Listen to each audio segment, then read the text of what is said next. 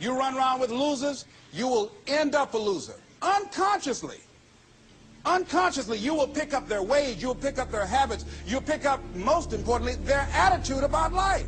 If you're around cynical, negative people all the time, you will become cynical and negative. So you got to watch yourself. Many of us are living out the lives of other people, living out their conclusions, living out of their consciousness. The other thing is that you begin to looking at your life and looking at what it is that you want to achieve. Another crucial thing that you must do is align yourself with powerful people. Align yourself with people that can encourage you, people that can empower you, people that you can learn from, people that you can grow from. That's very important. See, if you have people around you that can contribute to your growth. When I wanted to become a speaker, I joined the National Speakers Association. I wanted to be around the Dr. Norman Vincent Peales, the Zig Ziglars, the Dwayne Dyers. I wanted to be around people that were doing what I wanted to do. I wanted to learn from them. And you want to do that too. You want to align yourself with people who think like you, people who dream like you, people who want more out of life, people that are stretching and searching and seeking some higher ground in life, as opposed to the majority of people. Somebody said, always strive to get on top in life because it's the bottom that's overcrowded. And so you don't want to be on the bottom. See, it's easy to be on the bottom. It doesn't take any effort to be a loser. It doesn't take any motivation, any drive in order to stay down there on a low level. But it calls on everything in you, ladies and gentlemen. You have to harness your will to say, I'm going to challenge myself. Sometimes I have to pull myself out of bed and say, come on, Les. Things I know I should do, I don't do. Things I shouldn't do, I do. I found that the biggest enemy you have to deal with is yourself. There's an old African proverb that says, if there's no enemy within, the enemy outside can do us no harm. So think about that.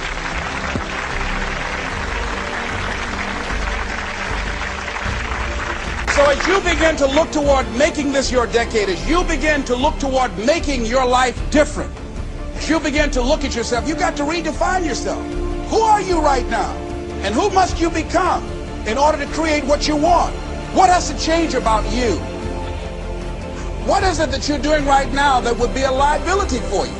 As you begin to look toward the future and take inventory of yourself, what is it about you right now that you've got to leave this behind because this no longer fits? Looking at where you want to go and the kind of person that you must become, the kind of standards that you have for you. What is it that you must do differently? Repeat out to me, please. If you want to keep on getting what you're getting,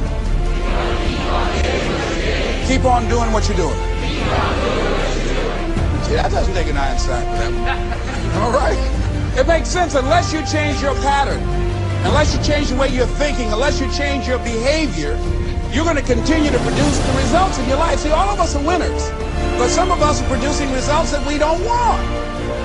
And so all you have to do is look at your game plan, look at your strategy. How is it that you have been being? What is it that you've been doing to produce this?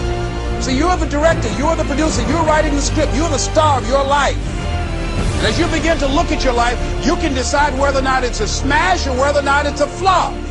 That's in your hands. Look at your life, look at where you want to go. Don't worry about your circumstances. Don't worry about your age. I have a friend who's up in age, over 70, and she wanted to build a multi-million-dollar complex. The name is Dr. Johnny Coleman.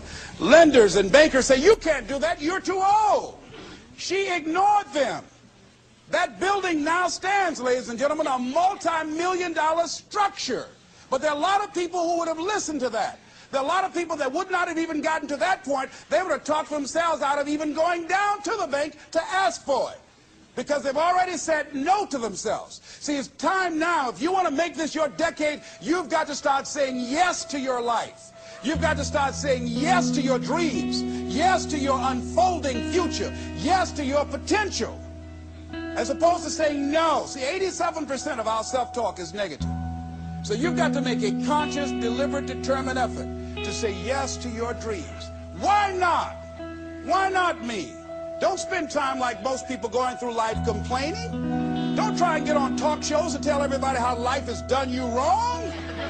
Here's what's happening in the audience. 80% don't care, and 50% glad it's you.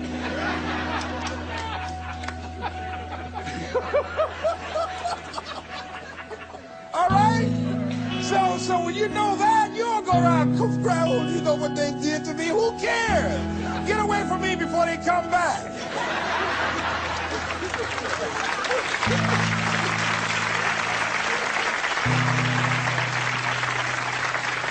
I had a friend of mine that said something that's very important. He said, hey, it doesn't matter what happens to you. The only thing matters, what are you going to do about it? That's all that matters. Okay, life knocked you down. What are you going to do about it? How long are you going to sit there and say, you know what they did to me? How long? Who wants to hear that racket? Use that energy to get up from there and move on and get on with your life.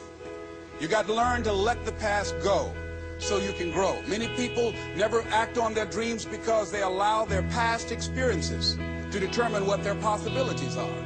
Whatever you've done in the past, that's not a reflection of your possibilities. That's just a reflection of your consciousness. That's just a reflection of your development and your growth. The future is unfolding for you right now. The future is unlimited for you right now. No one knows where you can go. No one knows what you're capable of or what's possible for you. You don't even know that. I had no idea, ladies and gentlemen. No one could have convinced me that I was able to do this. I'll never forget, I was speaking in Detroit, and a high school friend of mine saw me afterwards, and he was backstage. He said, I can't believe it's the same person. And I thought for a moment, and I said, it's not. The person you know, he's gone. He doesn't live here anymore. We have the power to change our personal history, changing the direction of our lives, changing our thoughts, changing where we want to go, exploring new horizons. So as you begin to look at this decade and affirming that this is your decade, as you set goals that will make you stretch, that will bring out the best in you, as you begin to remove the negative, toxic people from your life, as you decide to take some chances in life, and that's one of the things that's very important. Viscott said, if you're not willing to risk, you cannot grow. And if you cannot grow, you cannot become your best. And if you cannot become your best, you cannot be happy. And if you can't be happy, then what else is there? I'll never forget when I reached my first major goal of buying my mother that home. I'll never forget what it was like.